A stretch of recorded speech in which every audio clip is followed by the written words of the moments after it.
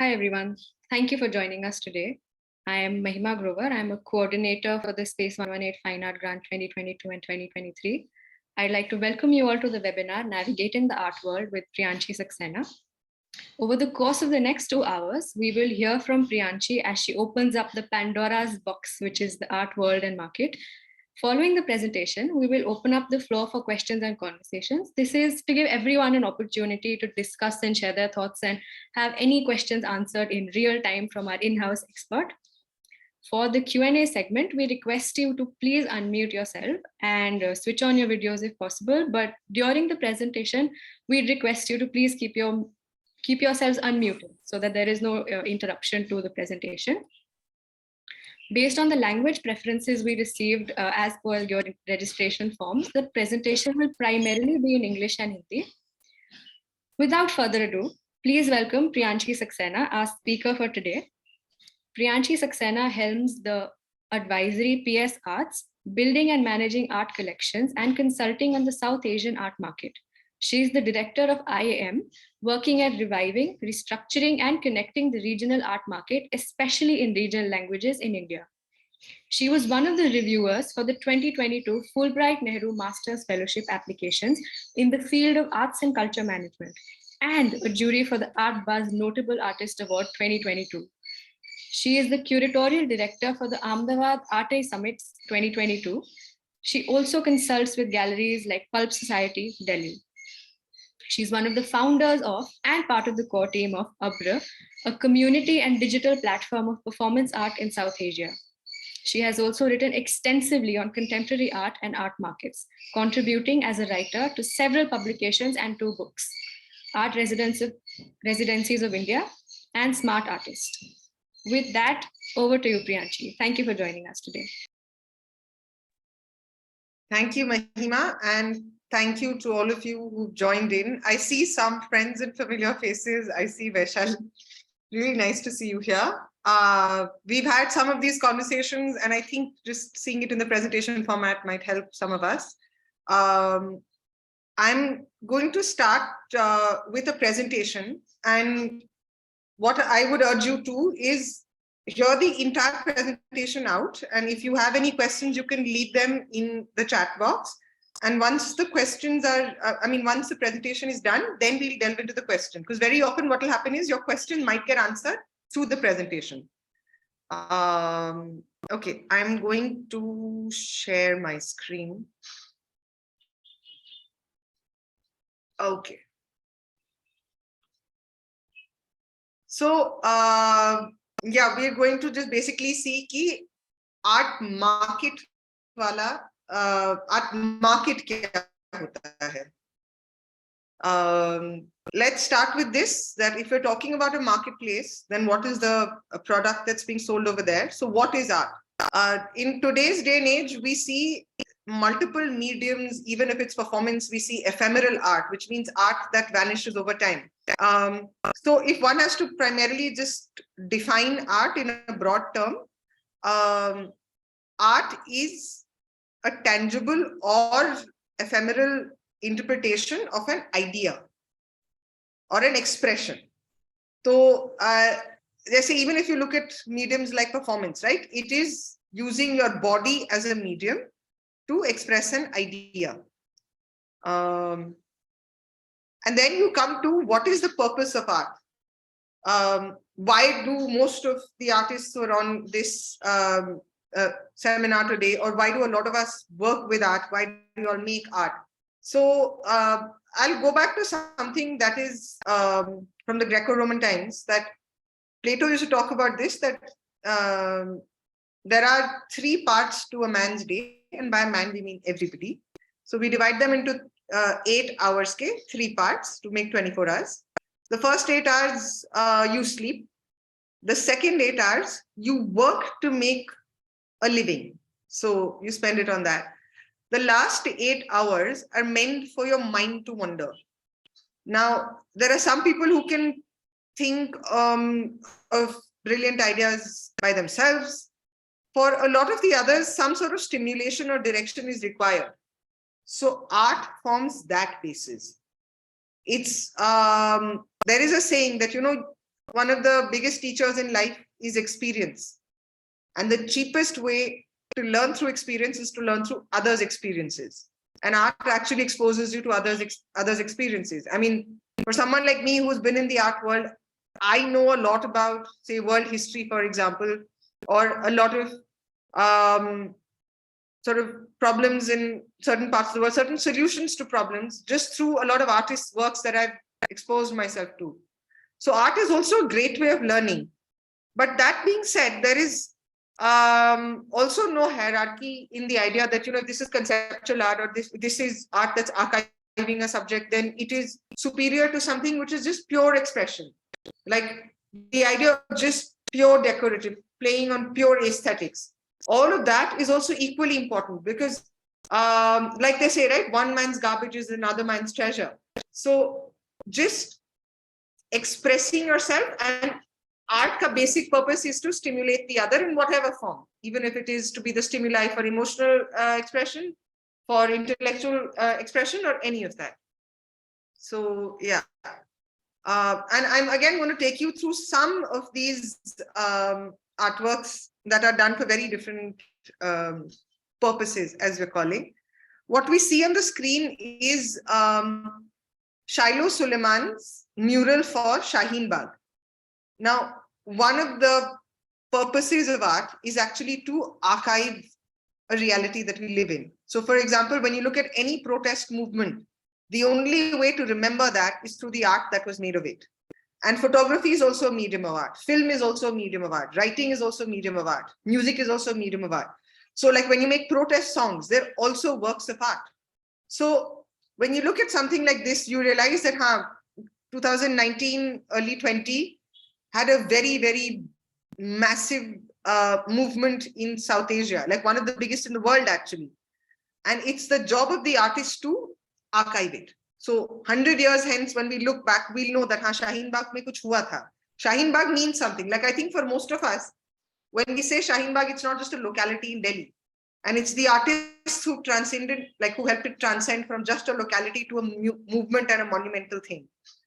Then you look at another kind of archiving, which is, this is Nilima Sheikh's panels that were made on and about Kashmir. These were shown at Documenta. And these are just this is a zoom in of some of the works. I mean, the project is much larger. So you again see in both of these, you see the artist's language coming in to talk about a particular movement, kind of people, problem, scenario. And like in these works, I also wanted to bring out that she's also archiving an aesthetic that is historically extremely important to a region like Kashmir. So there's multiple layers in archiving. And when people in Europe or outside India see these works, they get an idea of how delicately beautiful and troubled Kashmir is. So that's also a kind of work. Then you have something like this, which is by Bahar Rohatgi. And this is just playing with texture and color. So again, when I was talking about the idea of aesthetics being extremely important as well, like there is this concept of intelligence of aesthetic. We see that in India so often that I think the whole complexity of putting colors together, or like they say in fashion, right? Can this work? Like, can a blue top and a green t-shirt and a green pair of pants work? There is an intelligence to making it work. And that's what a lot of artists are then bringing on to different mediums like canvas or sculpture or even textiles. But the basic hierarchy that is sometimes made is ki conceptual art, then archival art, and then decorative art is unintelligent. Most of South Asia is intrinsically a people who are very talented at aesthetic art. So don't ever discount that. And again, there is an emotional connection that you have to color. So there is that entire color theory. There is an entire emotional effect and appeal that certain colors will have to certain people and like certain mind frames. So all of these are kinds of art and they're very different purposes. Okay, now we look at what is an art market. I will also start with how just the word market is defined in economics. It's generally looking at so the buyer and the seller and everybody else involved around it. So if a market as जो हम लोग कहते हैं bazaar, like a bazaar, there are the buyers and the sellers, but there's also a lot of other people. They are also window shoppers. There are also people who are facilitating that process. Like, for example, your middlemen will be there. There will be some people who are marketing a product. So all of these people are part of the art market. And in the art market, a very important part is also your audience or your viewers. Because unke bina, we then are just trading in a commodity. So once you have when you made an artwork, you want more and more and more people to see it and interact with it and build a point of view about it, because a work is more successful when more people consume it. Like, the easiest metric is, we think of fine art as one market, think of film as another. So in fine art, the business of it is based on another metric, but a film is based on individual person paying for it. But the success of an artwork, be it a film-based work, be it a music work, be it a literature-based work, or a fine art work, its success is dependent on more people consuming it. So that is also important to just think about at the back of your head. This is again just the largest thing, that the players in the game can include artists, audiences, dealers, gallerists, museums, collectors, even potential audiences and collectors, among others. Today, the internet also provides a platform both for viewing and buying art. So we'll come to that a little later, of how the internet is a platform and how does one navigate that. And also, what are the pros of it and what are some of the things to be wary about when working on the internet. Okay. So this is just something that I will run through. In broad, these are most of the players in the art market. Again, there is no way one can define all, but these are broadly most of the players in the art market.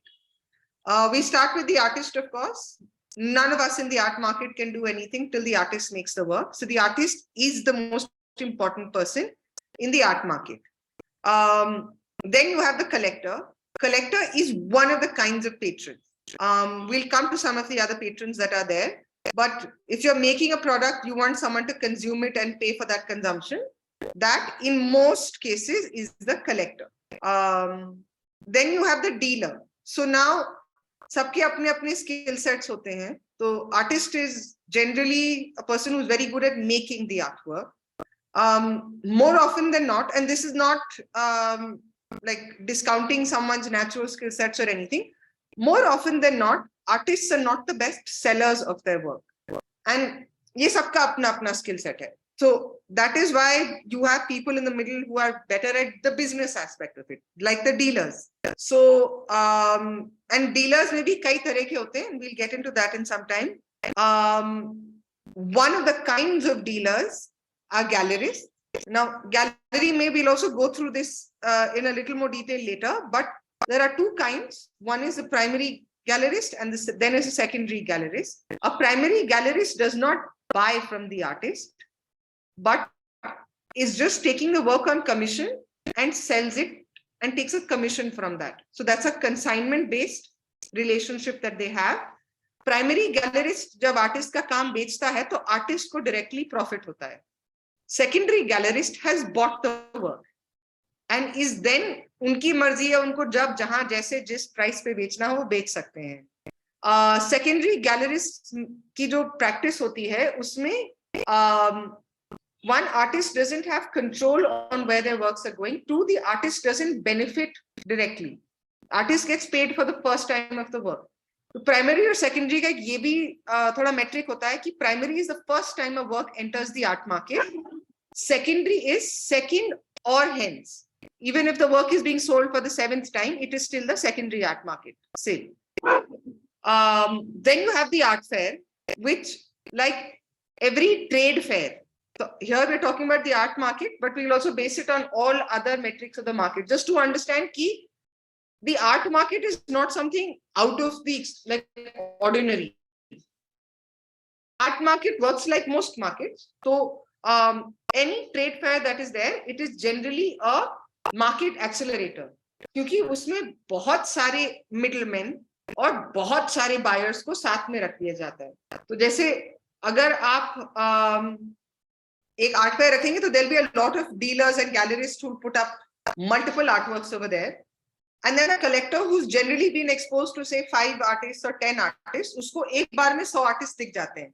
तो art fair का एक advantage और होता है कि you can actually see the entire scape of the art market, कि इसकी strength कितनी है इस आर्ट मार्केट में. जैसे अगर हम लोग इंडिया आर्ट फेयर देखते हैं तो उसमें हम लोग इंडिया के स्ट्रेंथ देखते हैं ना.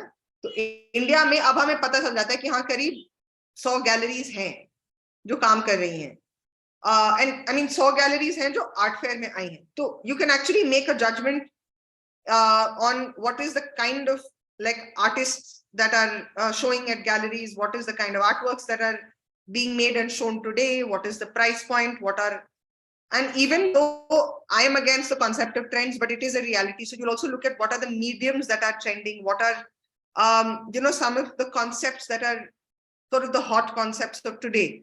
So all of this can be seen and absorbed in an art fair. Then we come to an auction. Auction is also a kind of a dealer, and technically auction is always a secondary market dealer, and we'll come to that a little later. But the one thing to know about the auction, which differentiates it from most other kinds of dealers, is the auction is the only public platform for buying and selling of art, because उसमें जो hammer price होती है वो सबको पता होती है. अब हम लोग वो आगे आएंगे कि हैमर से आगे पीछे कितना लगता है, बट अगर एक काम बिका है तो हमें ये पता चल जाए कि हाँ ये काम का आज के दौर में this is the highest value someone is willing to pay for this kind of artwork by this artist. And then we'll come to the pros and cons of that also a little later. But then there are art institutions. Now, there are many kind of art institutions. What primarily can be the definition of an art institution is it is a non-profit entity working within the art space, looking to benefit the entire art ecosystem. तो उसमें आपके museums आ जाते हैं, आपकी residencies आ जाती हैं, आपके और तरह के आर्ट इंस्टीट्यूशंस आ जाते हैं. And we'll also look at some of the other kinds of institutions that exist in the art space, and also how should, like, what artists should look at what kind of institution at what phase in their life. Then we look at a biennale. Now, the one thing to know about a biennale is a biennale by word means it's biannual in the other sense, it happens once every 2 years. But the word biennale was coined in the art space in Europe. तो उन लोगों ने इसमें एक dictate डाला हुआ है. तो a biennale is a state sponsored exhibition that happens every 2 years. तो उसमें जो है स्टेट का इन्वॉल्व होना बहुत जरूरी है, नहीं तो फिर तो हम प्राइवेट इंस्टीट्यूशन अगर कर रहा है तो technically you can't call it a biennale. It is just an exhibition that happens every 2 years. And even within our conversation, there were some of the questions that came up. Like, for example, the Kochi Biennale is actually sponsored by the Kerala government primarily. The Venice Biennale has the government of Italy as its primary patron. तो उसका जो पूरा मतलब ये होता है कि जो स्टेट है ये अपनी तरफ से एक स्टेटमेंट बना रहा है कि like you have a curator who makes this public statement through the artworks that they're curating कि आज के टाइम में these are the most important artworks, conversations, artist practices that the public needs to see. So it is a public exhibition. It is meant to happen in larger public spaces, which is उसमें कोई barrier of entry नहीं रख सकते हैं. Ticket रख सकते हैं, but उसमें कोई discrimination नहीं हो सकता है कि हाँ आप आ सकते हैं, आप नहीं आ सकते हैं. तो it's more कि हाँ a state is making a statement. तो जैसे अगर वेनिस बिएनाले होता है तो it is the government of Italy that is saying कि हाँ we think these are the most important art based conversation. And because it's the curator involved and थोड़ा सा वो स्टेट का जो मतलब it's a country making a thing or a state making a thing, तो इसकी वैल्यू बहुत आगे होती है, क्योंकि it's also like some of the best curators in the world are selected to curate biennales. इसका स्केल बहुत बड़ा होता है. So that is why it is a prestigious thing for an artist to be included in a biennale. Now there are multiple parts of a biennale as well, and maybe we can look at it future आगे, but I'll come to a very short bit in this कि biennale में एक तो main exhibition होती है which is curated by the primary curator. Then there are collaterals, and collaterals in general आप ये जान लीजिए कि collaterals are generally people who pay to participate. That there's also selection process to that. There's no denying. Not anyone and everyone can put up a collateral project at a biennale, but it is not a statement made by the state. These are other elements that the state agrees with, may or may not be like, हाँ, this is what we think is the most important idea.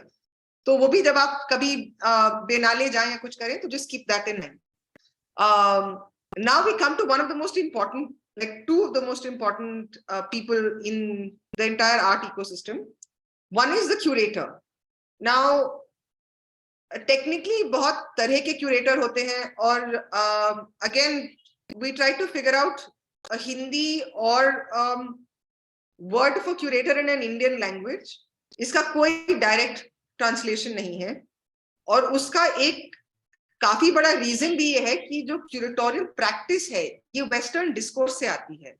तो curatorial practice का हम आपको history बता दें कहाँ से आता है. कि पहले करीब 400-450 साल पहले in what is now Italy, France, and Austria, Hungary, Germany, यहाँ पे like the kings and the royalty of that region used to travel a lot, and they used to come back with artifacts and like memorabilia and things that define the culture of other places.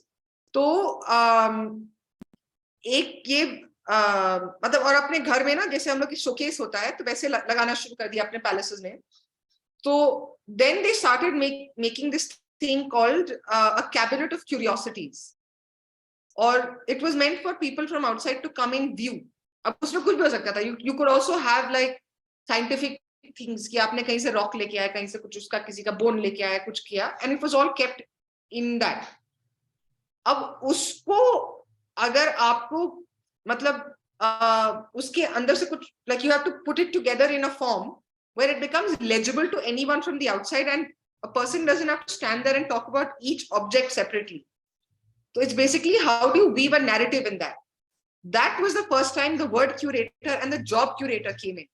You use objects to tell stories, and from that also were birthed museums. Museums were primarily okay, now from the objects you're going to larger artworks. And it was again curated to talk about a particular narrative. Like even if there is a museum of Picasso, for example, a curator will only show some works of Picasso that add to the entire larger narrative. So a curator primarily tells stories through artworks and objects. And we'll also delve a little later into how do artists interact with curators, and what should be, like what is the best way possible for a lot of you to use the curators the right way and also approach them the right way. And the second person in the ecosystem who I think is extremely important, and this is actually 2 or 3 people who come together. So there is the art critic, the art writer, and the art historian. Now, technically, they're very, I mean, they link skill sets, but thoda sa farak hota hai. And again, this is a Western way of working on things, but I think this is a system that should be adopted here as well, a lot more, and looked at a lot more seriously in terms of discourse. तो art critic और art historian का काफी similar काम होता है, कि art critic primarily जज करता है एक काम को, कि जैसे अगर आर्टिस्ट ने कहा है कि I have made a work representing से कोलैप्स ऑफ अर्बनिज्म, तो अब किसी का तो ये काम है कि पहले उसको जाके चेक करे कि अगर आर्टिस्ट ने कहा कोलैप्स ऑफ अर्बनिज्म पे काम है, तो does that artwork even make sense? Is it about collapse of urbanism, or is it just मतलब कुछ he's also the artist could have also misunderstood the concept of collapse of urbanism. तो पहला वो काम है आर्ट क्रिटिक का कि देखिए कि हाँ जो आर्टिस्ट ने कहा है does that translate or not. The second thing an art critic does, which is very very important, is contextualize the work. तो जैसे again using the same concept कि artist ने कहा कि I made a work about the collapse of urbanism.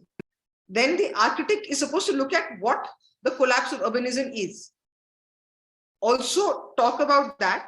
Then you talk about does the artist's work successfully translate that concept. And the third is you contextualize it. So you talk about the other artists who attempted it, succeeded, failed in talking about similar concepts. Then you also, I mean, an art critic also historicizes the work. So even if you're looking at in the past, what kind of work has the artist done? So is the artist's practice moving forward or not? Because also that is very, very essential. And वो art critic और art historian के अलावा कोई कर नहीं सकता है. An art writer also is supposed to primarily do these itself. तो I mean ये चीजें क्योंकि आजकल के इकोसिस्टम में थोड़ा सा मतलब कहीं से धुंधला गई हैं. Like they've become a little weak in the larger chain of things. And that is why you actually notice a slight like जो discourse हम लोग इसके बारे में बहुत proud होते थे वो थोड़ा सा आजकल ठंडा पड़ा हुआ है. इसमें थोड़ा सा काम तो इसका भी है कि there isn't an ecosystem that supports the critics and the writers and the historians monetarily very well. तो अगर आप देखें कि हाँ अगर जैसे there was a conversation that was part of the Take symposium that happened here कि I mean, why is it that we've had a fading out of art writers, critics, and historians? And some of the art writers actually said, कि look at the fact कि पहले जब आप मतलब 20-30 साल पहले तक देखेंगे, most of your newspaper dailies would have a daily art column. Today, we could only think of one newspaper that has one culture column. I mean, culture page. And that too, you don't have the art writer writing in there every day. तो जबकि पहले आप सोचिए कितने कम artist होते थे compare to today, कितनी कम galleries होती थी, कितने कम इंस्टीट्यूशंस होते थे. But even with that shorter number, there was a larger discourse. So I think as a people, one of the things is that let's push for this to be revived because it is extremely important. And if we don't have well-paid artists or critics or writers, it's only going to reduce the quality of the discourse. And the last two extremely essential links to the larger chain are the audiences. So I always use the example of this कि अगर हम लोग कभी अपने family में larger family में भी बात करें कि हाँ you know I work in the art world, the one artist everybody in India knows about is M.F. Hussain, and that is because उनकी reach सबसे ज़्यादा थी. He reached out to the largest number of audiences possible, and within the same age group, or even if I look within the Bombay progressives, I don't know how many of our family members who are not from an art background at all would even know the practices of a Ram Kumar or a Gaitonde. And I mean, Ram Kumar and Gaitonde are phenomenal artists. But because एक तो ecosystem नहीं था कि इतनी galleries नहीं थी और हम लोगों के in Indian culture we don't have the idea that it's a Sunday, let's go out to a museum to see exhibitions. We've just about started getting a good gallery ecosystem that's working continuously and it's a perennial ecosystem. But even without that, even if like I've actually tried this with a lot of people who are not from the art world, that if I ask them to name even 5 contemporary artists, it's very difficult for most of them to cross 1 or 2. So a काम की success comes through mostly from the larger audience that it's reached. And also let's not try and make artworks for the art world. That बाहर के किसी को अगर समझ में नहीं आया, then we take that as a compliment. You know, my work is really like evolved and it's only to be understood by the art world. I think art made for the art world is actually a little farcical. तो ये थोड़ा समझे कि हाँ art का काम है to reach out to a wider audience. And of course, we should also keep in mind that whenever we're making the art market or we're thinking of the bounds of the art market, it will always include the potential buyer and the potential audience. So, yeah. Okay, so now we come to how an artwork is sold. So the primary thing in the market, as one talks about, what are the transactions and what is the primary way for it to be sold. So of course, we start with the artist making the work, and then it goes to a dealer / gallery. We'll talk about the difference between a gallery and a dealer, but in short, a gallerist is a dealer who has a physical space and works with a set roster of artists. All people transacting with an artwork for profit are dealers.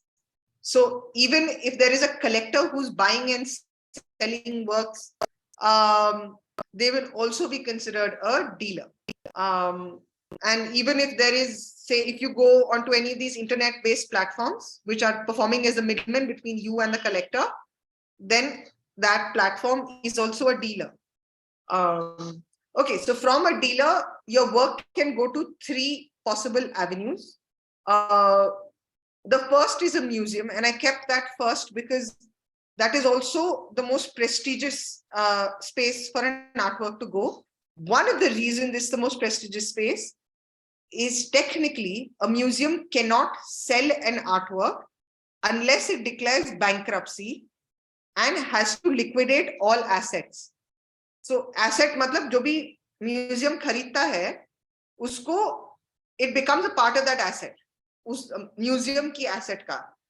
And to give you an example, one of the reasons that the Mona Lisa is considered the most expensive painting in the world, it's because the museum Louvre is patronized by the government of France. So for the Louvre to be able to sell Mona Lisa, the government of France will have to declare bankruptcy. And the possibility of that is next to 0. So when जब हम लोगों को valuation सिखाया जाता था, तो एक चीज उसमें सबसे पहले सिखाई जाती थी कि आप ये देखिए कि ये काम बिक सकता है कि बिक भी नहीं सकता है, क्योंकि if it is locked in a legality where it cannot be sold, then its value is simultaneously 0 and priceless.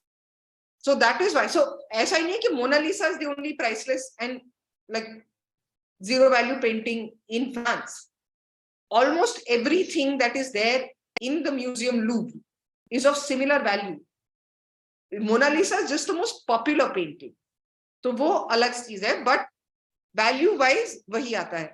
So one of the reasons why you have artists trying to be placed into museum collections, or why is it that people look forward to, जैसे जब आपका CV पढ़ा जाता है तो उसमें हम लोग ये चीज बहुत देखते हैं कि हाँ, are they part of museum shows, are they part of museum collections, is also museum की buying में एक और level of intermediary आता है यहाँ पे, which is the curator. You generally have an acquisition committee helmed by a curator, because curator decides कि हाँ, ये काम जो है म्यूजियम के कलेक्शन में आने के लिए बहुत जरूरी है, और ये काम हम larger public को दिखाना चाहते हैं, क्योंकि I mean this is an important work conceptually, historically, all of that. So that is why it's a stamp of validation when an artist gets either shown or acquired by a museum. And one of the other reasons, the third reason why it's really good, is because in the other 2 cases, the possibility of a work being shown to a larger audience ends. Whereas when a work comes to a museum, the possibility that, okay, because a museum is meant for most people to come in and see works, so you can actually reach a much wider audience when you are acquired by a museum. The second is, of course, a collector. And a collector can have the work come back into the art market. So also there are times when we advise artists कि if you're selling directly to a collector, just be careful that the collector is not buying the work to trade it. And अगर trade करने के लिए कर रहा है, so then थोड़े से you can put in some clauses saying that I need to have a say in the price and the place the work is going to be offered to next. So because if he bought the work from you at 100, he has the full right to sell the work at 80. So it can also harm your practice. And the second place it can go to is from one dealer to the next dealer, which is from one like from a primary gallery to a secondary gallery. A secondary gallery is a gallery जहां से काम वापस जाएगा ही जाएगा market, because वो लोग खरीद ही इसलिए रहे हैं. A secondary dealer is also buying it to sell it forward, and sometimes it's also okay to have that, but again just be careful कि हाँ, how are they going to sell and where are they going to sell.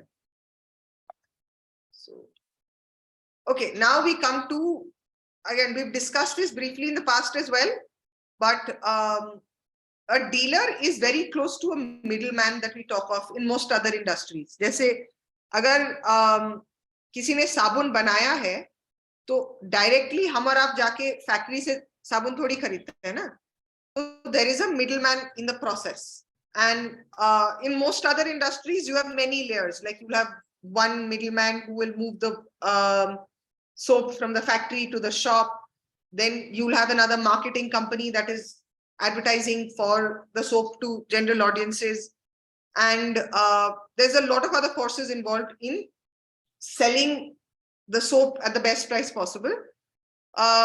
With the art ecosystem, because it's a much smaller ecosystem, so technically a dealer does all of these. So everything from marketing your work to taking care of your insurance, looking into the shipping, looking into, sometimes even looking into the production of it, and then placing your works in the right collection. So I mean, a dealer is all of this, and there is a reason why, even in say the example of the soap, the dealer takes a commission from the percent, like from the final sale, right? कि अगर साबुन आपने खरीदा है 10 रुपए का, तो उसमें से करीब 2 या 3 रुपए डीलर लेता है, or the middleman लेता है for all the like conveniences that he's added to. And that is the same reason, because the dealer is doing the work that you are not very good at doing, so the dealer can command a certain commission from you. अब इसमें ये भी होता है कि आप थोड़ा ये देखें कि वो आपको कितना मतलब how much is he putting in and how much is he getting, and the percentage commission will be based on that. Like for example, if someone is just taking an image of your work and putting it on an online platform, then the unki lagat, as in like how much are they putting in, is much less than say a gallery that has actually taken your work, supported you through production, supported you in shipping, and then is actually putting your work up in a physical exhibition for the world to see and interact with. So then a gallery can of course ask for a higher commission. We'll also come to gallery in the next slide, and we'll understand a bit of that. But आप ये भी है कि, and I mean, don't be okay with the idea of someone showing your work online for 15 days and asking for a 50% commission. And also dealers who buy through the studio. I will bring a collector to your studio and see it. Again, much lower commissions apply to them. So yeah. Okay, multiple kinds of dealers. Isme, there's independent dealers, as I mean, even art consultants and advisor are kind of independent dealers. Individuals who don't have a physical space, don't have a much bigger company. Consultants are people who have a much bigger like organization that they work with. And again, mostly buy and sell like directly between the artist and the client. It can be, even if it's through images, it can be like through studio visits and things like that. So lower commission. Then there is a gallery, where again we look at the kinds of galleries, but it's mostly to do with a physical space and a roster of artists. दो चीजें बहुत essential हैं for a dealer to be classified as a gallerist, and a gallerist we assume to have a gallery.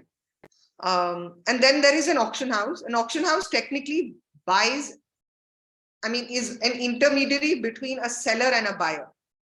And in the proper structure of it, the seller should not be the artist. It should be a secondary sale. We'll understand that a little later.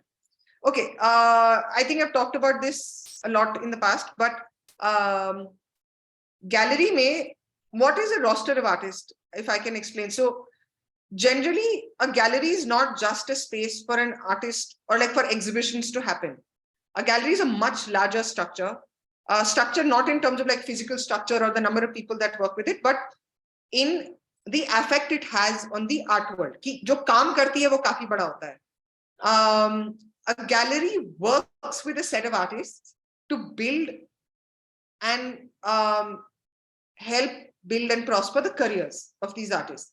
And also in usi ka jo byproduct has also to make and to control and make the market of these artists. So how does one do that? Now, a gallery can only work with X number of artists depending on their scale. So wo control karta hai ki what kind of works of these artists are being shown at what point in their career, at what location, space, who are the people showing it, who are the people seeing it. And then the gallery also looks at ki, say I talked about the critics and the curators. So a gallery is ideally supposed to help place the artist within these discourses that we talk about. Ki agar there's 15 curators, then you find the right curator who's working on similar subjects and concepts as the artist and try and place the artist. And by place the artist, I don't mean like pay someone and get the artist in there, but it's just to get part of a conversation. कि जैसे gallery की जिम्मेदारी है कि वो जाने कि हाँ अगर I am working with a certain kind of art practices, so these are the curators who are working with similar kind of practices. These are the writers, these are the critics who are working with similar practices. And then let's all keep working together to build the practices of these artists. A gallery is also supposed to, guide the artist in directions. Ki, like say at some point you can be like, like this residency might be ideal. I think you should interact with X artist, and if you're stuck somewhere, a gallery should help you out. So it is a little bit of that. And technically, even when you have art fairs, you can only have galleries participate. You cannot have an artist participate, right? Because an art fair only has dealers that participate in it.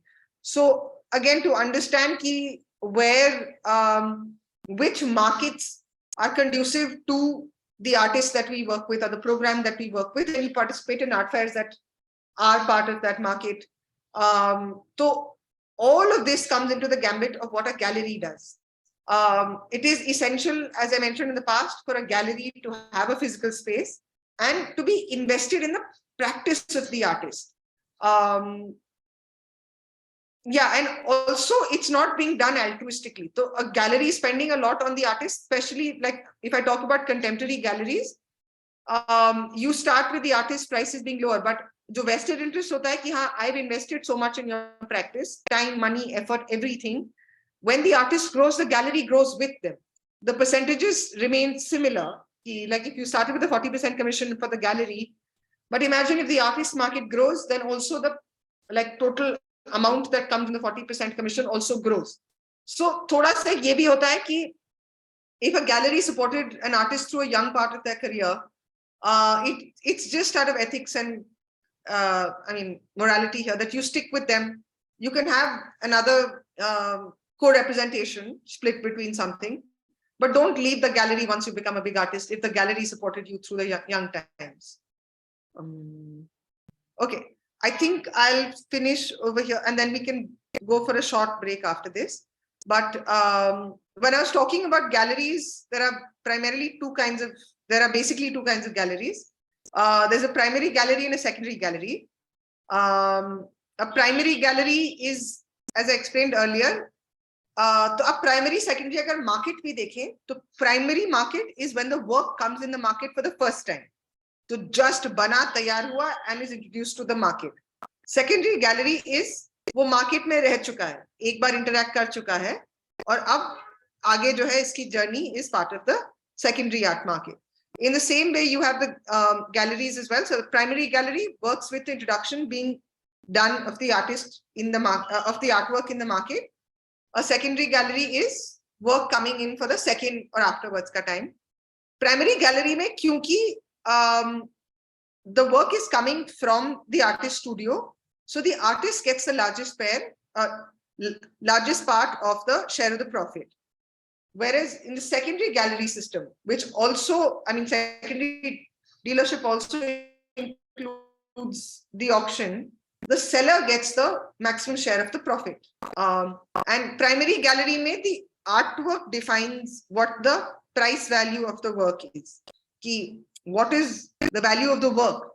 And in secondary gallery, because you've entered a trade space, कि अब आपका काम commodity की तरह trade हो रहा है, then the market defines the value. कि how much, like, is the highest amount someone is willing to pay? It will be based on that understanding. Ki I'm placing the work in the secondary market. Do you want to take a short break right now, Mahima? Yes. Thank you so much. Thanks, everyone. Thanks for joining us. We'll take a short break and be back at 4:55. Please feel free to grab a water, grab a coffee, whatever it is that will help you stay energized for a very exciting next hour with Priyanshi.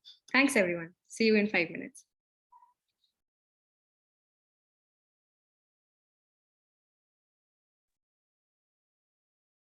Thank you, everyone. I hope you've had a chance to grab a glass of water or do anything that freshens you up. We'll resume with the presentation now. Over to you, Priyanshi. Thank you, Mahima. Okay, so we were talking about the kinds of dealers. So we have the primary, like we had just the independent dealer. We've looked at galleries. Now we look at a kind of dealer, which is the auction. And I'll start with a brief history of where the auction started from, the concept of auctioning. That will help us place why the auction technically works best for the secondary market. So Sotheby's and Christie's both started 100 years apart, around now 180 years ago in England. And they started as a public platform to dispose of things that were technically junk. So it was a fancier version of a kabadi wala. And it is based on this basic concept that one man's garbage is another man's gold. And it did very well with generally objects and memorabilia. Memorabilia ये होता है कि जैसे अगर आप Africa गए घूमने, वहां से एक अपना अफ्रीकन का कुछ एंटिक्विटी लेके आए, उस पे लिखा हुआ है कि हाँ, when I was in Nigeria I bought XYZ. So, and then maybe someone else gifted you something similar. Now what do you do with the first one? So you can actually dispose it off, and instead of throwing it, it's actually a good work, so you can sell it off in an auction. Wahan se then the art market technically started about 100 years after the auction market started. And again, we're looking at most of this history that I'm talking about is West based. So हम लोगों क्या जो structure of cultural market रहा है वो काफी फर्क रहा है, and it didn't survive till the contemporary times. So we'll talk about जो हम लोग के आज का market है, that is based on what the European market structure was. तो जब art भी auction space में आने लगा, तो the only people who were selling at the auction space were collectors, not even dealers. Primarily collectors. Like say for example, I am a collector who has 3 Picassos and I now want to buy the 4th one, but I also realize that the 4th one doesn't really fit in with XYZ, so I will sell one of the first 3 that I have and I'll buy the 4th one. So it worked in that format for very long. So जब हम लोग कहते हैं 20th century तक करीब it was kosher, where you had collectors selling and collectors only buying. फिर auction में एक problem आने लगी कि auction से एक problem आने लगी कि because it was a public platform. तो auction में हम लोगों ने सब gavel देखी है ना, जो judges के पास भी होती है, which you hammer down. तो generally जब auction होता है तो जो final price होती है, जैसे someone will hold a paddle number and उस पे एक होगा कि जैसे 353 लिखा हुआ है, और the auctioneer will announce that sold to paddle number 353 at 1 crore rupees. तो and then he'll hammer it down. तो उसको hammer price कहते हैं. अब ये सबको पता है कि हाँ X work की public demand आजकल 1 करोड़ रुपए पे है. And that started being used as a benchmark for the artist entire price value. तो जैसे फॉर एग्जांपल अगर कल तैयब मेहता का एक काम बिकता है 1 करोड़ का थ्रू एन ऑक्शन, तो व्हाट विल हैपन इज कि उसके उनके बाकी सारे काम जो है they will also be benchmark to 1 crore की जो काम बिका है that was X size Y quality Z content का वो मतलब प्रायोरिटी वाइज, एंड उसी को एडजस्ट करा के बेंचमार्क 1 करोड़ करके बाकी सारे कामों की प्राइसेस होंगी। इसमें प्रॉब्लम ये होने लगी कि then dealers realise that this is happening. तो अब जो है काफी ज्यादा क्या होता है कि you have a dealer selling at an auction and dealers buying at auctions. तो अब मान लो अगर हम एक सेकेंडरी मार्केट डीलर है, हमारे पास 10 तैयब मेहता के काम है which are similar in the time they were made, in content, in context, all of this. तो एंड अभी इनकी मार्केट वैल्यू जो है चल रही है 50 लाख पे। What I can do is I put one of these works up in the market as a dealer, and I might have a secondary dealership, like कुछ और हमारी एक और नाम से dealership है or whatever, and I buy the work back at about 1 crore. तो हमारी 50 लाख से 1 करोड़ की valuation बढ़ गई. I have spent a crore, but imagine the 9 other works that I could have sold at 50 lakhs. Now I can sell at 1 crore each. So that is why the idea की जो hammer price है उसको हम लोग benchmark करें, that is a little problematic because इसको ये rig करने का तब मेथड जो है it is quite easily understood with in the art market space. तो एक ये थोड़ा हम लोग वो करते हैं, इसको संभाल के इस्तेमाल करते हैं।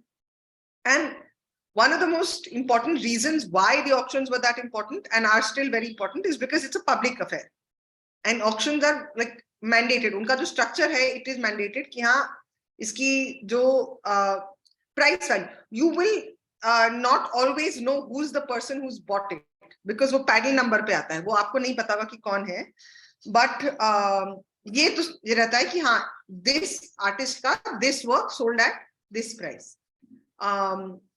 उसका the second thing is what I talked about which is to benchmark demand कि हाँ अभी पब्लिकली इतने ज्यादा लोग इसको इस प्राइस पे चाहते हैं, which isn't always true nowadays. It was true when the auction system started.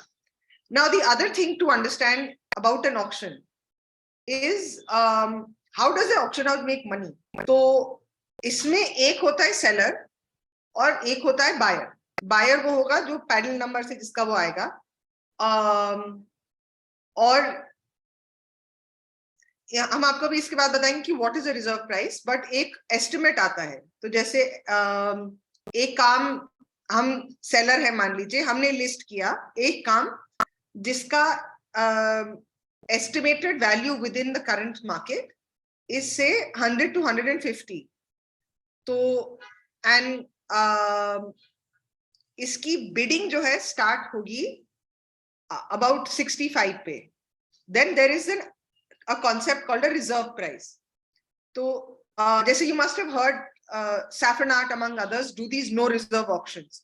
So I'll also come to why it is very dangerous for contemporary artists to sell directly through auctions and especially through no reserve auctions. तो अगर हमारे काम की value है 100 to 150, then the reserve will ideally be set at about 90. And reserve का मतलब ये होता है कि अगर हमने बिडिंग स्टार्ट करके I don't even reach the reserve price, then I can't sell below that. तो अगर आप कभी भी a lot of these auctions are live streamed as well, so if you just want to understand it you can actually just tune into the live stream and see it. So the auctioneer will start auctioning at say 65. If they get a bid till 90 they will sell, otherwise they will hit the hammer and they will say pass. That means the work is not sold. और अगर कोई bid नहीं आती है तो फिर generally you will see an auctioneer do this, you will start at 65, you will do 70, 75, pass, and then it goes. If it crosses 90, like say उसको bid, उनको bill मिलती गई and you come up to 120, he will sell at 120. Now he will say sold at 120 to paddle number XYZ. अब उसके बाद generally, like the biggest auction houses, your Sotheby's and Christie's and some of these guys, their buyer and seller premiums are higher. What is the premium? It is the amount that goes to the auction house. So if the hammer price is 120, the buyer will pay 120 plus buyer's premium.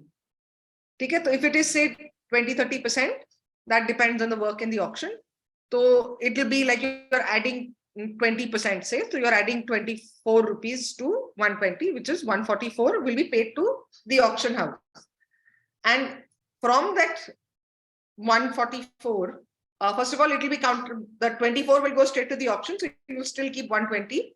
The seller also has to give a commission to the auction house. So say if that is 10%, then 12 rupees gets reduced and the seller only gets 108 rupees.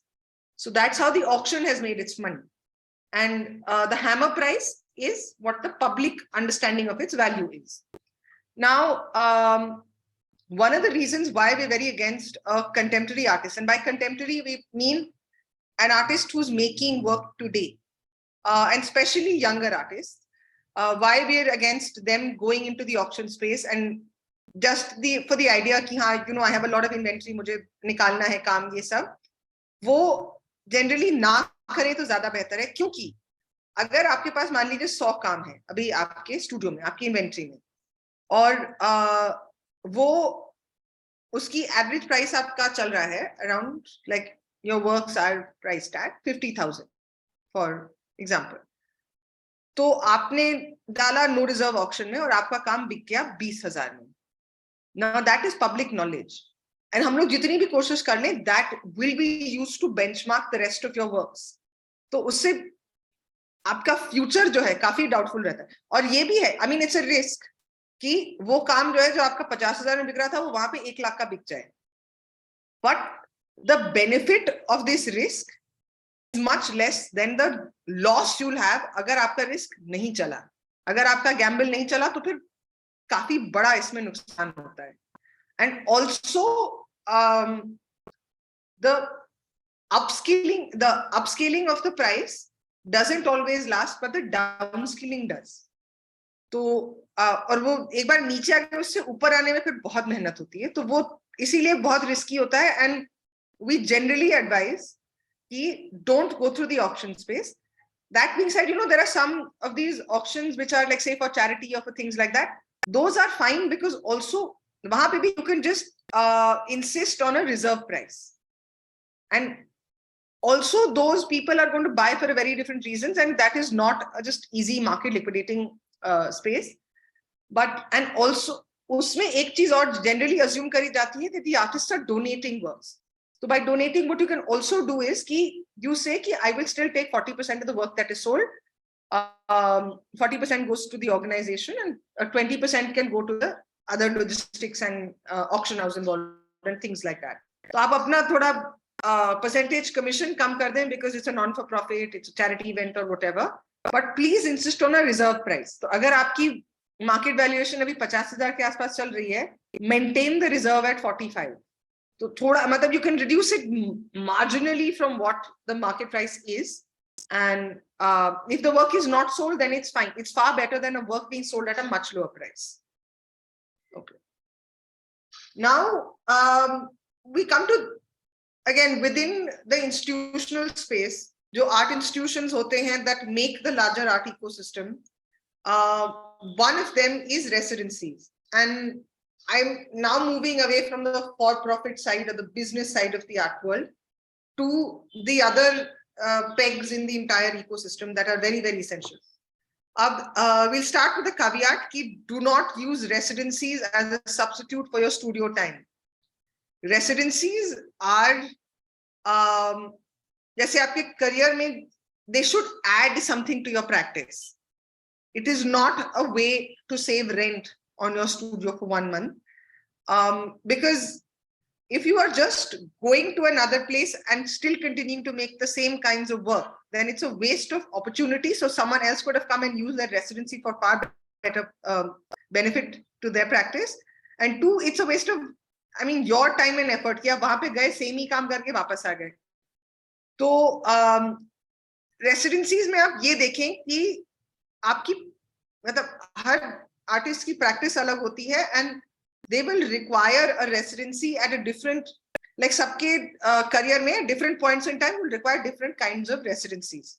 And by require, I do think residencies are a very, very crucial and, very impactful part of the art ecosystem. So artists should look out and go to more residencies if possible. The three basic categorizations we can do of residencies. The one is that there are material-based residencies. So अगर आपकी practice कुछ ऐसी है कि you're looking at sculptures or you're looking at printmaking or you're looking at some medium that does require another studio space. So here you're actually going there to use a facility that is not easily available to you within your studio. You can also go experiment within a lot of these कि अगर जैसे आप painter हैं but आपको sculpture try करना है तो one of the ways is that you can go to a residency program that does promote sculpture. So you can try and see if that's making sense. And I mean, you spend a month there, month to 3 months there, and utne mein andaz ho jata hai ki okay, can I veer my career in that direction, or is it not something that's very wise? Very good examples of material-based residencies. So there is this residency called Artichol, which is in the village of Ichol, which is in MP, in the region of Mahiyar. They have a lot of sculpture facilities with metal casting and ceramics and a lot of those. And the Ghadi Regional Center in Delhi, which has a printmaking studio. So from the late 70s, early 80s, most printmakers in Delhi have actually gone through Ghadi. They all work slightly differently. Like now, Ghadi is a residency program where you apply and you still pay pehle you get selected, and then if you get selected, you have to pay a monthly rental fee or like usage fee. Whereas Mahiyar is the opposite, where you get selected and then they host you, and there are residencies that also pay you honorariums. There are residencies where you have to take care of all the expenses. So also see which ones make sense for you at what point. Then there is the concept of mentorship, where again you're either being put in a structure or the residency is held by somebody who is a mentor from a certain kind of practice. Like Khoj has some of these residencies where they'll bring in 4 artists, but they'll have 4 mentoring senior artists. That is extremely helpful for young artists, because I do think because art is such a every artist practice is unique, and it's not a very structured way of working, right? कि मतलब एक ये formula of success है. So again, as you were mentioning earlier in terms of art as well, but I think learning for an artist also, the easiest way to learn is from the experiences of our seniors and through mentorship. Then there's Heritage Hotel in Goa, which has resurrected itself after the pandemic again, where it is a performance art residency where you have some of the best performance artists from across the world, including Nikhil Chopra from India, who helms the residency, there to guide you through the entire scape of performance art. So agar aapki practice us space mein hai, then it makes sense to go to Heritage Hotel. Don't try and go into Heritage Hotel because it's a beautiful property to stay at, and you think कि हाँ वहाँ पे रहेंगे, कह देंगे कि हम performance में भी कोशिश कर रहे हैं, but आपकी practice तो it's nothing performative. So that's also morally, ethically थोड़ा गलत है. And the third is actually Mahol. So Mahol is close to an environment that one works in, and I think for artists it's very essential to keep exposing yourself to interesting mahols, so you keep getting different points of departure, as is said in the art world. And again, look at what is the mahol that the residency space is offering. So I mentioned Dharti here, or One Shanti Road in Bangalore, but also you can look at something like, say, Lamo in Leh. So you can see what you require at what point in your career. And I've just listed this, and we can maybe list it outside as well. Ki Space 118 had actually done this entire process called mapping of residencies across India, and it's now available online as well. So if you can look, if you're looking at residencies, it might be useful for you to look at what are the options available, what are the, kind of requirements they have, and what fits into your practice. Then we look at grants. Again, grants are, don't try and get a grant as a substitute for like earning money at any point. If we look at grants, again, we have to look at what we're getting from the grant, like the Space 118 grant that's mentioned here. So there's also money, but there's also mentorship. We can look at something like the Generator Production Fund that Experimental Labs gives, which is purely for production. Then you have the FICA grant, which is that, okay, you get to work with the curator and you get a show at the end of it. One of the other things that I think for residency is also, I'll say this, and for grants and for all other sort of art institutions that one works with, try not doing this, that you use the same application with the same ideas and the same pitch to everybody.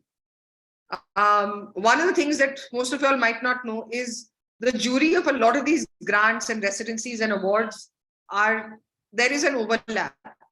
So just be judicious of which residencies you apply for and see what their demands are. Uske basis pe karke aap apply kare. And even for grants, have a project that fits the particular kind of grant and then tailor make it and write it for that. And one of the things that is really good nowadays is most grant or even residency programs and even awards and things like that in India, they're now open to artists submitting applications in non-English based regional languages of India. And it's very easy to आपको जो भी language आपको suit करती है, आप बस उसका word limit थोड़ा रखें टाइट, जितना आपसे कहा गया है उतने में ही रहें, and stick to the concepts that are like, stick to the requirements that are asked. And most of the organizations will वो अपना लेके अपना ट्रांसलेट कराने की उनकी जिम्मेदारी है, and they'll take it from there. Okay, now we'll look at broadly what are the other kinds of institutions. We look at museums, and as I had explained earlier, one of the reasons that museums are so valued is because even it is for the public, so it's meant for showing certain ideas to the public and navigating discourse. The second is because it's held by a curator, and curator का काम basically ये होता है जो museum के curators होते हैं कि वो लोग पढ़ें कि what are the art discourses, what are the other discourses across the world, and then they take a very informed and intelligent decision of these are the things to show to the average people. तो उसका जो कहते हैं ना हिंदी में औदा, वो थोड़ा high होता है. Then you have state councils and cultural organizations like Goethe and Lalit Kala Academy and all of these. Then artist collectives hote hain, they again work with a different form, and it's mostly like जैसे camp works with video based art practices, so people collate and come together and then collectively think. And then of course there are hybrid institutions, which I think in the art world there are way too many, because और होने भी चाहिए क्योंकि एक institution काफी तरह से चीजों में काम कर रहा है, like Serendipity works from grant to residency to a festival. Now they're also making a museum, so all of these are there. Then we look at internet as a marketplace. Now of course there's three basic things of internet in the market space things. One is digital marketplaces like Artsy, like Etsy, all of these, Sense6. Then artist ki apni website hoti hai that can work as a marketplace or as just a lending platform. And then there's social media based platforms or just the artist's social media page. The only thing I would advise for digital market spaces or for the internet as a platform is, one, just be very careful that the photograph that you're putting of your work over there needs to be really well done, because that's the only option they have to see your work. So even if you have to spend some money, some of the artists can come together, hire a professional photographer and get it photographed well. And just mention all the possible details of the artwork, which is the size, the medium, and like all of that.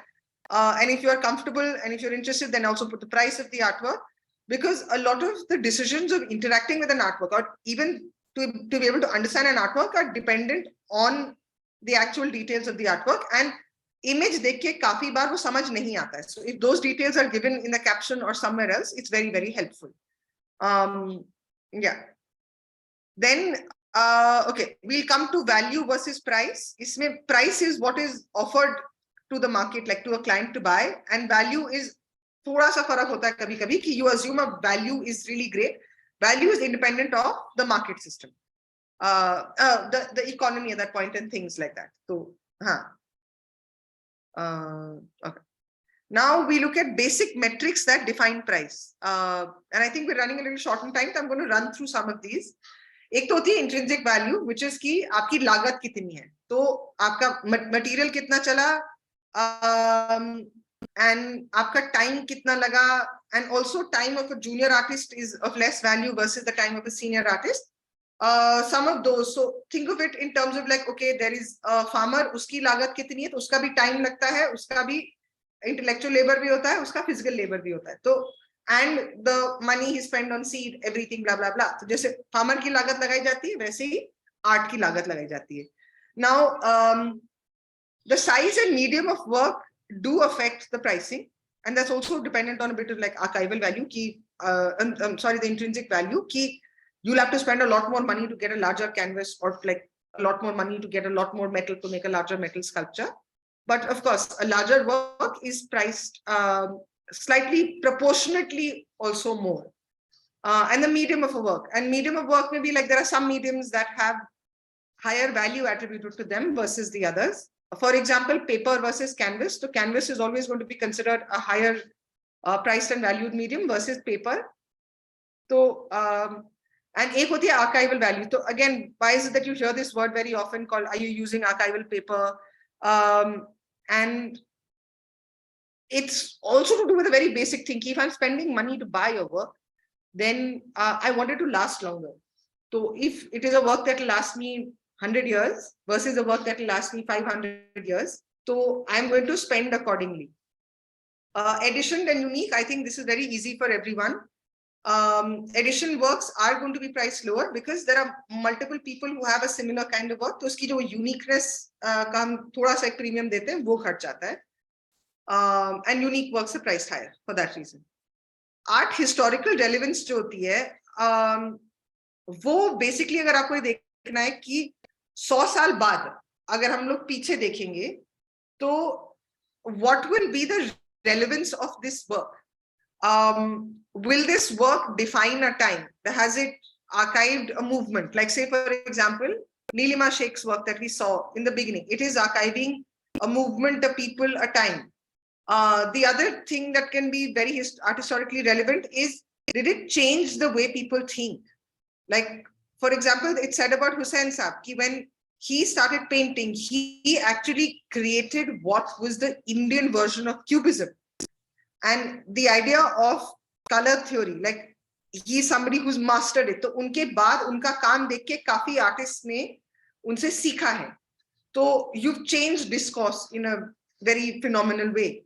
So of course उसका हम थोड़ा सा एक premium देंगे कि it is a groundbreaking work जो कहा जाता है ना कि हाँ, there's some ground that's been broken, be it in aesthetics, concepts, any of that. तो उसका एक premium देते हैं.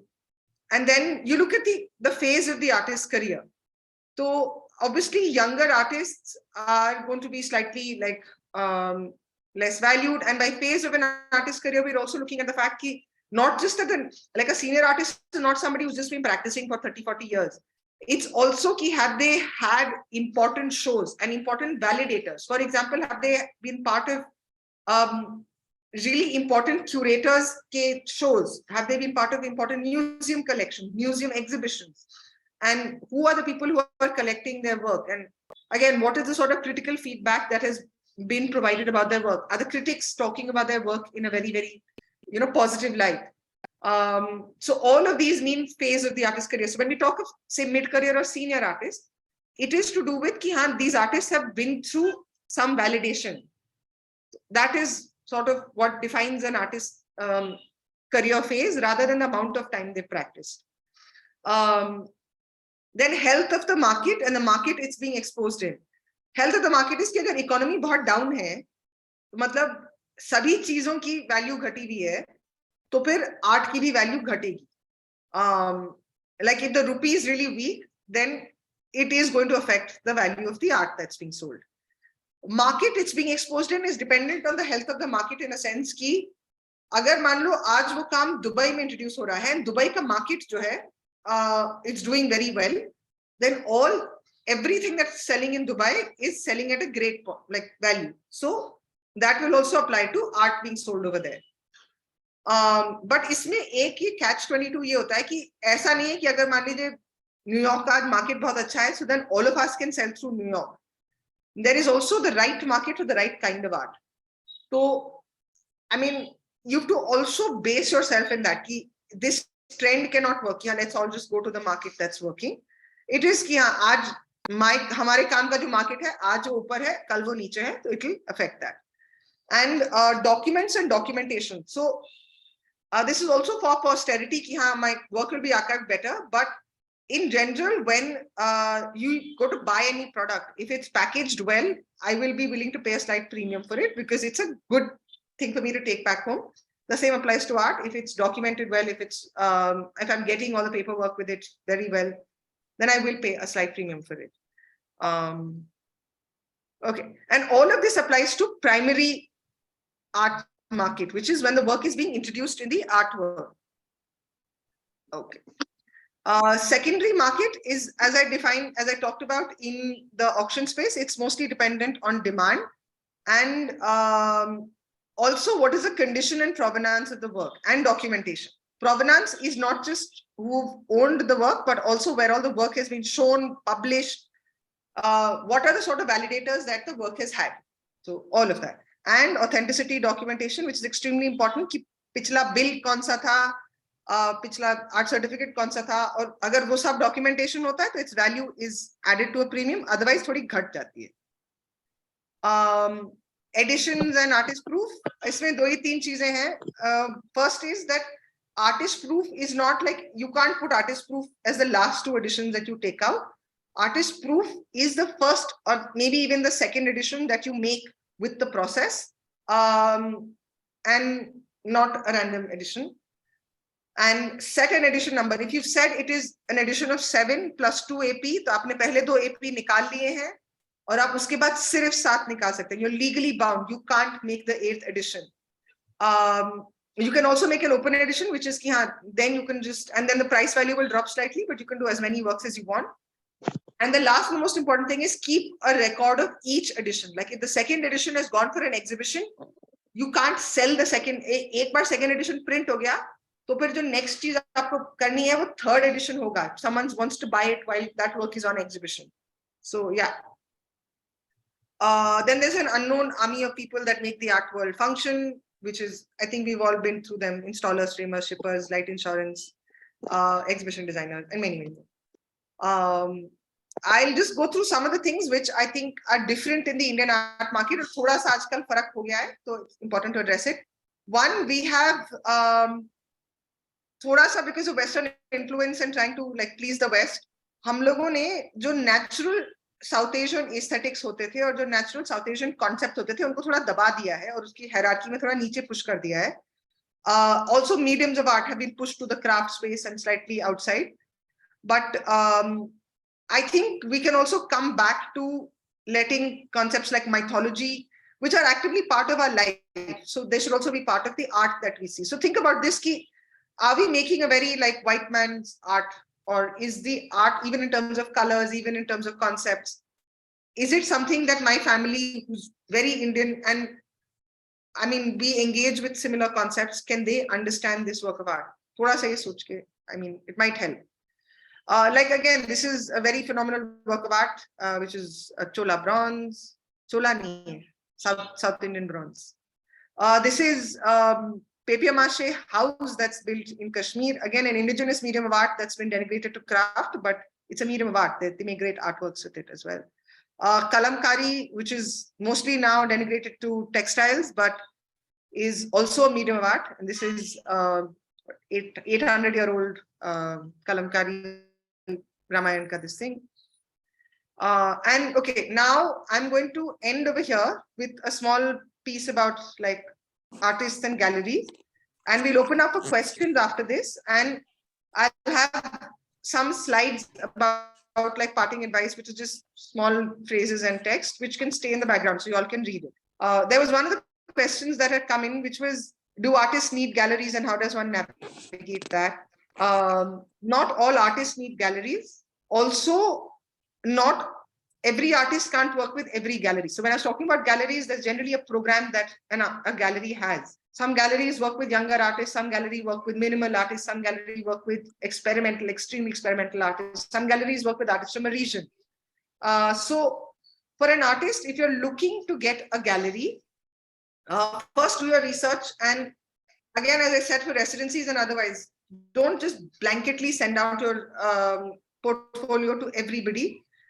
Do your research and send the gallery your portfolio and give them the time to go through it. And even if they say no, don't get angry, because also most of the times the gallery is full to the brim with artists.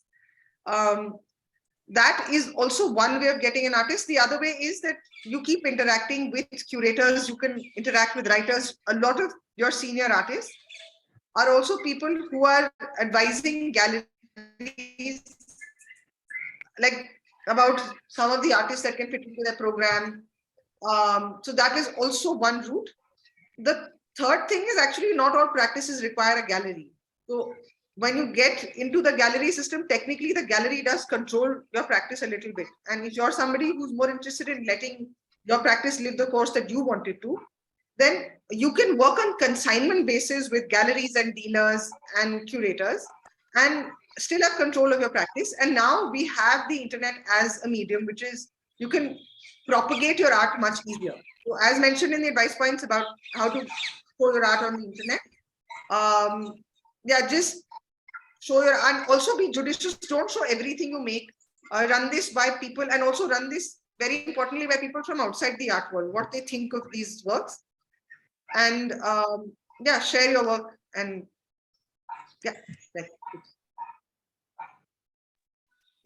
Thank you for this, Priyanshi. I think this was wonderful. I'd now like to, no worries. I'm sure everyone has taken in lots of learnings from this conversation. I'd now like to invite my colleague Akshara to take it on from here and open up the floor to questions. Over to you, Akshara.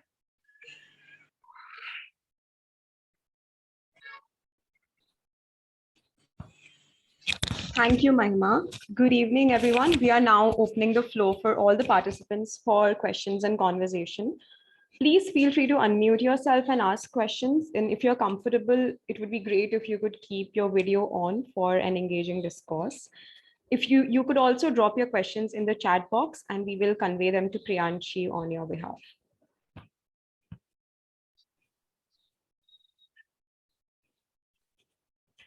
We can start with this question by Dhruba Datta. What kind of commissions percentage are recommended for different kinds of galleries or dealers, whether online or physical? Okay, so I'll give you a broad spectrum, and iska, I mean, it'll differ in amounts based on seniority of the dealer and some of that as well. But the way you can gauge if the amount being asked is right or not is what the other person, the dealer or the gallery or the curator, what they're offering your practice. So just again, broadsheet, a gallery that you work with that is invested in your practice can take anywhere between 40 to 50%. A gallery, when they're taking works on consignment, which means that they've not invested in your practice, they're just saying, yeah, I like these works, I want to show them either in a group show or otherwise, should ideally go between 30 to 40%. An online platform where, again, the person doing the show is not spending so much either on making the platform or otherwise. It's just being shown. Like they've also asked you for the image of the show, image of the work. And they also don't have a crazy marketing budget. Agar if you see like they have a crazy marketing budget, they're doing something big, then you can let them afford a slightly higher price point. But you can also reduce the commission up to like 20%.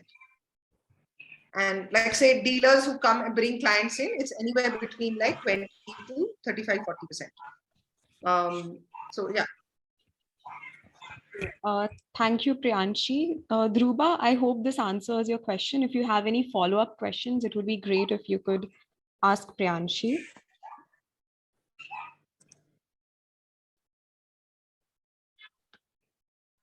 In the meanwhile, Madhvi has raised her hand. So Madhvi, if you could ask your question to Priyanshi.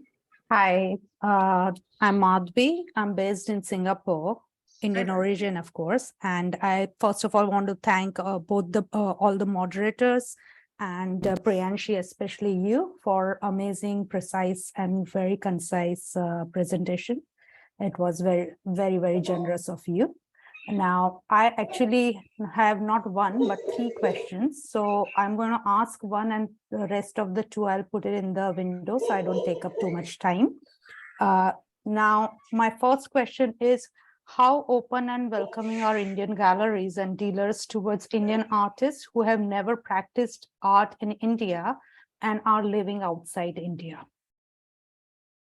Okay, I'll give you a short and sweet answer to that. Galleries anywhere in the world, ideally, you'll have to find a gallery that has artists that are practicing, like say, in a medium closer to you, or in practices that are similar to you.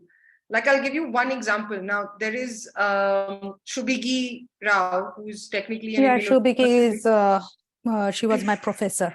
Yeah, so I mean, she's now curating a Biennale here. So I don't think the geography matters as much as what the content of the practice is. Understand. Yeah. Should I send the rest of the questions in the chat box, or should I just go ahead? If you can, I think if you can ask the question there. Okay. Yeah. How does the pricing in terms of international artists work? For example, $1,000 price might seem okay in USD, SGD, or pound art market context, but how would it come across in the Indian market context? Should it be priced according to the market? If so, then how would it impact the how the art will be valued? The market prices in Singapore. Exactly. Okay, I forgot to add one thing which I'm going to add right now is for all artists, there is one concept that I'm going to urge you to follow, that there is a price that the work is introduced at in the market. Like say if the price is 100 rupees. At no point should the work be available at any different price. Just because it's going to a gallery, then a gallery is going to do a markup. That's a very bad practice. And I'll tell you why. You want the client who's bought your work from the gallery to feel the same value about the work than a client who's bought the work from you. When you send the work to a gallery, you outsource some bit of the work. So you are going to take, uska commission will go to the gallery. So in that case, I just wanted to clarify that the work always stays at the same market price. The commissions that people take can change. And if the work is being sold from the artist studio, then you get all the money. Okay? Now, the second thing is, it's a slightly complicated economy to understand. Also, because now you have a lot of artists who are practicing, say, whose works ka price points are available on the internet at like multiple markets in that sense, right? So that is why when I tried to explain what the landing market is, or what is the market in which the work is introduced, that matters. So if a body of work is introduced in Singapore, it will be priced at Singapore, this thing, and wo ab aapka benchmark ban gaya hai. So ideally, you can't come lower when you come to India. But in that context, that is where some bits of the understanding of the business comes in. That I know that, say, 1,000 USD today means about 80,000 rupees in India. So I know a young artist in America can start their career at like $1,000 ka work. But in India, for 80,000 rupees, I can get like a drawing by Hussein. Exactly. So I will wait for that artist to come to a place where when that artist is coming to India, say by then his works are of $5,000 ka value, but his career is at a place where when I convert 5,000, which is about 4 lakhs in Indian rupees today, it justifies. So that is why there is some intelligence that a dealer has in when and what market should an artwork be placed in.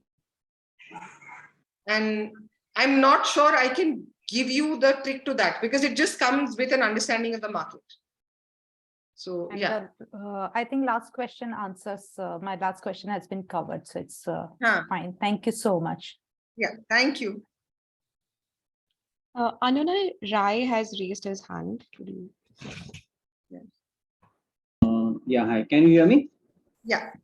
Yeah, Priyanshi, thank you for the presentation. I had few questions. I'll quickly ask. One is, how does things change when artist is represented by a gallery? So, like initially, your work may be listed with few galleries, and I'll cut you here short because I'll explain what representation is. I think I did at some point, but in short, there are two ways an artist can work with a gallery. One is if you're represented by them, then all the works that you make, even if they are shown at the gallery or otherwise, the gallery gets some commission. Otherwise, you send your works to the gallery on consignment, which is 6 mahine ke liye, the gallery will get a percentage only on that body of work. Your other bodies of work are free. And once the consignment period is done with that gallery, you can show that same body of work with other galleries as well. So that is, yeah. when an artist is represented by a gallery, do the gallery also support in the production of the work, or the production of the work is totally that depends honestly, that the gallery can or cannot support. I mean, it depends on the gallery. Okay. Yeah, and the artist practice as well. Yeah. Second question is, see, you have covered a lot of things, but as a just to give you a background, I have come into the art market since 1 year. So there is a lot of things where people they book this space in like India Habitat Center, and then they ask artists that you can participate, and it's really bad curation. And thankfully, I have avoided all those things. But I see that. I'll just cut you short. If you can keep your question short, and because we're running out of time, if it's short, it'll be easier for us. Yeah. Should artists participate in such kind of exhibitions where they are asked to pay like a 14 or 18,000 for a 6 by 7 feet wall? So again, see, I'm not going to discount the fact that at some point, even if you are just getting an audience, there aren't enough galleries to support the number of artists that there are in the country. So there are multiple avenues that an artist can go through. I would just say that be judicious that if you're giving the 15 and 18,000 rupees, it's your right to ask, okay, what is the organizer doing to bring you new clients that you can't get on your own, to bring you like press coverage that you can't get on your own. So I just think it's one of those that take a call and ask, yeah, am I going to get a return on this? Yeah. That's it. Yeah. Thank you. Welcome. Ankita Kashyap is asking, can you name some galleries which support Indian minimal art? And is it a good idea to approach them as artists? Okay, so I'm not going to name galleries based on such a broad this thing. I would just urge you to, again, you have this thing called the Mumbai Gallery Weekend Instagram page, so you can actually look at that. You had Delhi Contemporary Art Week and Delhi Art Week that's listing most of the galleries. Look at India Art Fair, most of the galleries that participate with that. So those are good resources to figure out what are the galleries that are working. And then again, now most galleries have a robust website that you can actually surf and understand what their practice is. Yeah. Vaishali Oak has raised her hand. Vaishali, over to you. So, hi Priyanshi, it's Hi, great Vaishali. to hear How are from you? you. Yeah. I just want to tell everyone that there are few people in India, or I might have come across very few people who respect artists, and Priyanshi is one of them. And she can So, okay, caveat, we worked together in the past. yes. So, And Priyanshi is one of them, and she has given us a 360 degree view and awesome presentation. And she is the person who is constantly trying to माहौल अच्छा करने का कोशिश कर रही है art world का, and bravo for that.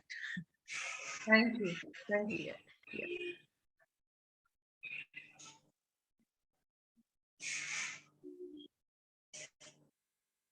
Rohit Kale has raised his hand. Rohit.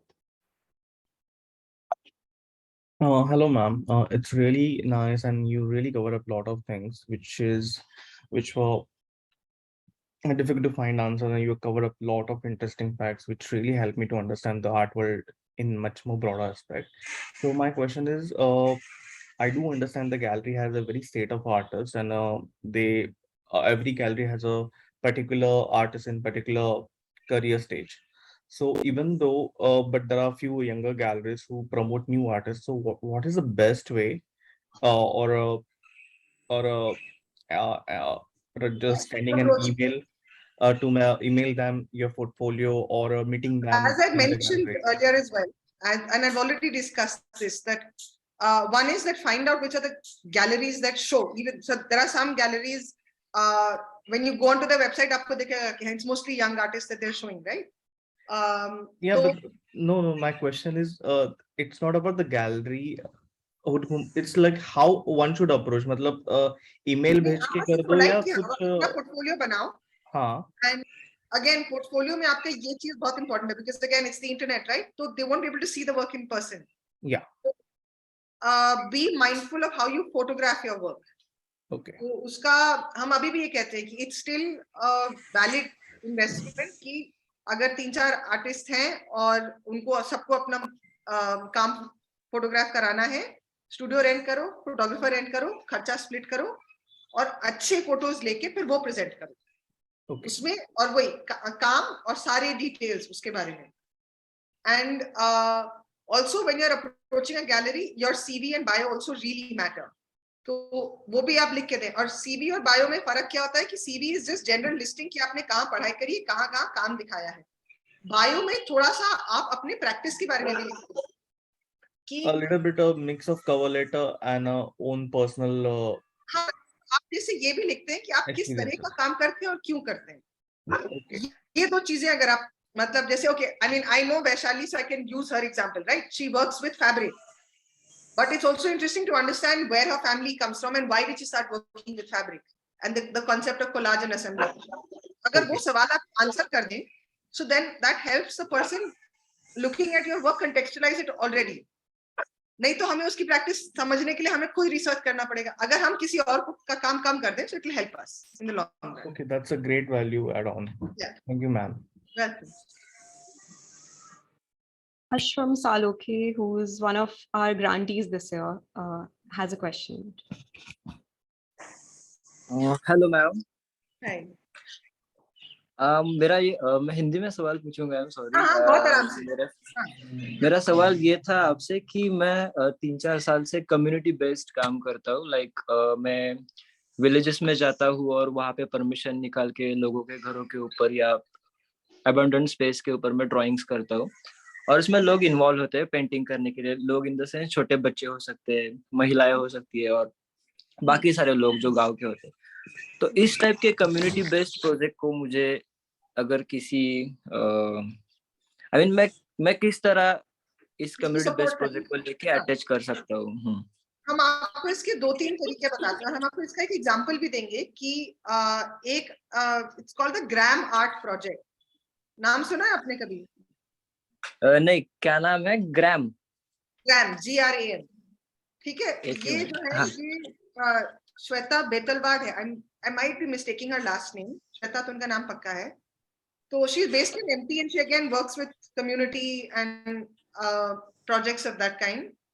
So the reason her name is on the top of my head is because she's just done a residency programme with Khoj, और उनका अब इसी Saturday को open studio है और फिर वो लंबा चलेगा। उन्होंने ग्राम आर्ट प्रोजेक्ट के अंडर ही उन्होंने एक और प्रोजेक्ट खोज के साथ शुरू किया है। तो एक तरीका तो ये है कि आप इंस्टीट्यूशनल सपोर्ट के साथ इसको बढ़ाते जाएं आगे।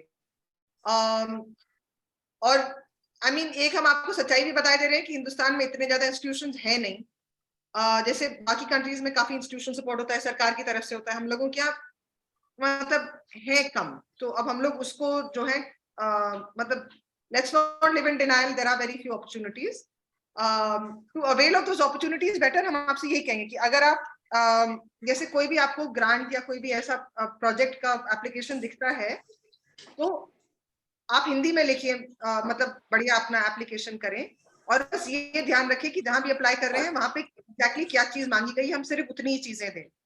जैसे हम आपको अभी एक सच्चा वाक्य बताते हैं। हम लोग एक जूरी पे बैठे थे एंड उसका बेसिक रिक्वायरमेंट था कि 10 वर्क्स ऑफ 10 इमेजेस, हाँ 10 images of 10 works, and anyone जिसने भी 11वीं इमेज भेजी थी उसको ऑटोमेटिकली रिजेक्ट कर दिया गया था। और काफी लोग थे कि अपनी तोपशाही में 12-25 इमेजेस भेजी थी, उनका सबका रिजेक्ट हो गया। तो ये चीज थोड़ा ध्यान रखें। दूसरा तरीका ये है कि आप अपनी प्रैक्टिस का एक थोड़ा और पैरेलल बनाएं, जो इन लोगों के साथ ही मिलके या फिर अपनी प्रैक्टिस मिलके आप कुछ ऐसे काम बनाएं जो आप बेच सकें। तो अगर जैसे आप घरों पे पेंट करते हैं तो उसी का या तो आप डॉक्यूमेंटेशन कर लें। जैसे ध्रुवजीत शर्मा एक आर्टिस्ट हैं, he projects on abandoned spaces and then takes photographs of that, और वो एक काम बन जाता है जो मार्केट स्पेस में चल सकता है। या इसका आप और कि आप किस तरह से ऐसे काम बना सकते हैं। यस यस मैम, मुझे एक बताना चाहूंगा मैं कि मैं पैरेलली कुछ स्कल्पचर्स बना रहा हूँ। बेसिकली मेरा एजुकेशन स्कल्पचर एंड मॉडलिंग से हुआ है, और मैं जैसे गाँव में जाता हूँ, लोगों के घरों में पेंटिंग करता हूँ, तो वहां से मैं कुछ कुछ चीजें कलेक्ट भी करता हूँ लोगों से। लाइक उनके घरों में कुछ बर्तन होंगे, पत्थर होंगे, लकड़ी का टुकड़ा या टाइल्स का टुकड़ा हो, ऐसी चीजें कलेक्ट करके उसका बाद में किसी स्कल्पचर के लिए यूज हो सकता है या किसी इंस्टॉलेशन के लिए यूज हो सकता है। सो इक्वली ये भी चल रहा है, बट अब फिलहाल मैं फोकस कर रहा हूँ ये कम्युनिटी आर्ट प्रोजेक्ट के ऊपर। और इक्वली हाँ, कम्युनिटी आर्ट में अनफॉर्चुनेटली आपको मतलब it will only work on grants ना, grants। यस और इक्वली मेरा स्कल्पचर के लिए ऐसे चीजें कलेक्ट करने का भी काम शुरू है। हाँ, तो हाँ, दोनों हाँ, प्रोसेस ऐसे ही आप चला सकते हैं। आप यस इसमें रिसर्च करिएगा, बिकॉज जो श्वेता है आर्टिस्ट जो ग्राम आर्ट प्रोजेक्ट के पीछे हैं, तो इनकी प्रैक्टिस ऐसी है कि she is represented by Latitude 28 as a gallery. तो उनकी प्रैक्टिस का एक पार्ट जो है जो मतलब सेलेबल आर्ट वाला है, वो गैलरी स्ट्रक्चर में आ गया है, और जो दूसरा है वो इंडिपेंडेंट चलता है। Yes, thank you ma'am. मैं एमपी के, हाँ यस, मैं सर्च करूंगा उनके बारे में और देखूंगा। हेलो, नाम, हाँ हमें एक थैंक यू सेकंड, मैम, नाम कंफर्म करके बता रहे हैं। हाँ, please the gram art project, GRAM, gram art project. GRAM ना ma'am? Ashwam, we've also posted this in the chat. अगर आप चैट में देखेंगे तो वहाँ लिंक भी है, थोड़ा आसान रहेगा। यस, ठीक है, thank you ma'am. No problem ji.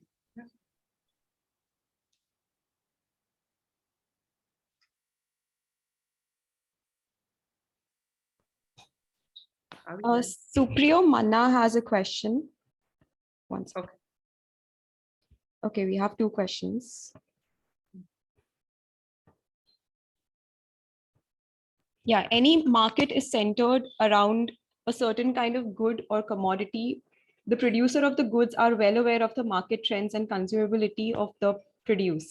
Do you think an artist should think this aspect while making their work, as this process may challenge the basic ideology of art? Okay, I'm going to backtrack. The first assumption that is made is actually untrue. That again, I go back to soap as an example. Commodity जब बना रहे होते हैं, तो trend का point ही होता है, it is a reaction to market consumption. I mean ये थोड़ा इकोनॉमिक्स का समझने का होता है कि आप ट्रेंड के बाद अगर कोई चीज बनाएंगे प्रोडक्ट फॉर्म में तो आप फेल हो जाएंगे। You have to be ahead of the curve. So the product makers actually make the trends. ये एक इसका वो assumption है गलत. But दूसरी चीज ये है कि I mean, I think it's in one of these advice things also that I say that don't make for the market because या फिर अगर इतना ही मार्केट के लिए बनाना था तो तुम साबुन ही बना लेते, मतलब बेच लो साबुन. अगर genuinely कुछ कहने को है, that is when you come into the art space and you actually make work for the art. Also अगर मार्केट के लिए बनाओगे ना तो फिर आज मार्केट कुछ चाह रहा है तो then you'll make for that, and then when the next market is also changing all the time, तो फिर जब अगला कुछ आएगा तो तुम जब वो बनाओगे तो there'll be somebody better than you at that. So you won't last in this market too long. Yeah. Okay, Vaishali Gandhi has a question, and it is something I also often wonder.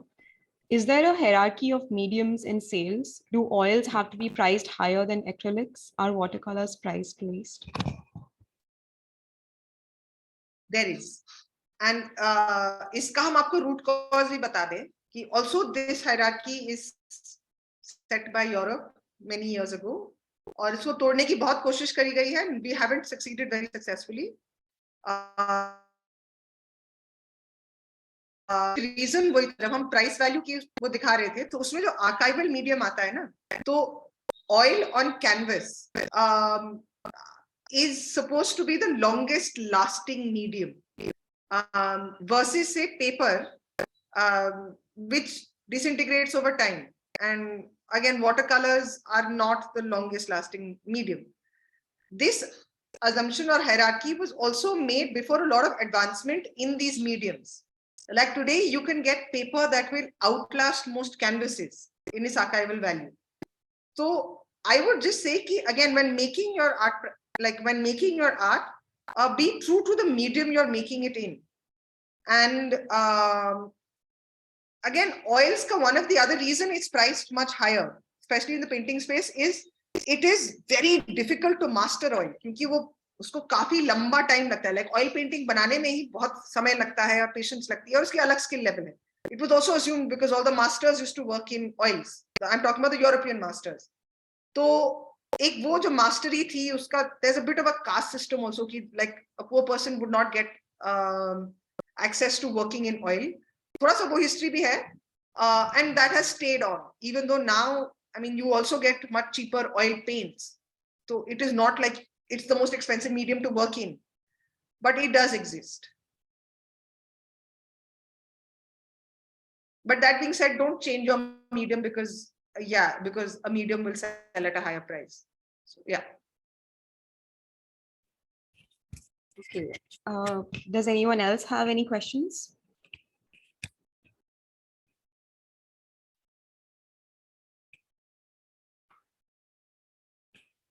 I think. Yeah, I think we're good in time. Yeah, we should conclude. So thank you. On behalf of the Space 118 team, I take this opportunity to thank our guest speaker, Priyanshi Saxena, for this incredibly enlightening and insightful presentation. I'm sure we all learned a lot today, and we all have a lot to take away from today's session. It also gives me immense pleasure to thank all the participants for the thoughtful questions and the riveting discourse. We at Space 118 sincerely hope that this session gave you an understanding of navigating the art world and equipped you with the tools you need to further your careers.